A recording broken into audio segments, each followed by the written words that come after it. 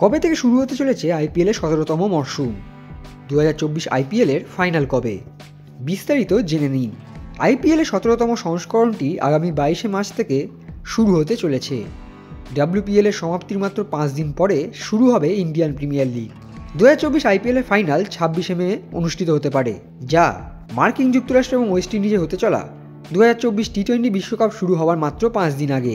Stake হোল্ডারদের সাথে BCCI আলোচিত অস্থায়ী সময়সূচি অনুসারে ডাব্লিউপিএলের দ্বিতীয় মরশুমটি বেঙ্গালুরু এবং দিল্লিতে 22শে ফেব্রুয়ারি থেকে 17 মার্চ পর্যন্ত অনুষ্ঠিত হবে বলে শোনা যাচ্ছে। এই তারিখগুলি আনুষ্ঠানিকভাবে এখনও প্রকাশ করা হয়নি। আগামী কয়েকদিনের মধ্যে দিন ঘোষণা হতে পারে বলে মনে করা হচ্ছে।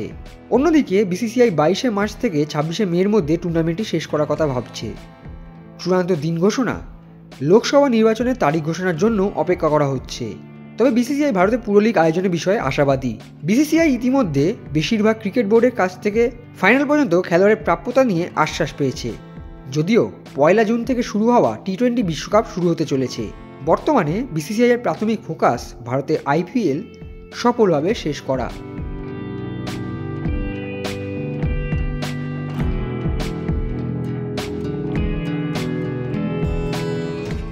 Extra time.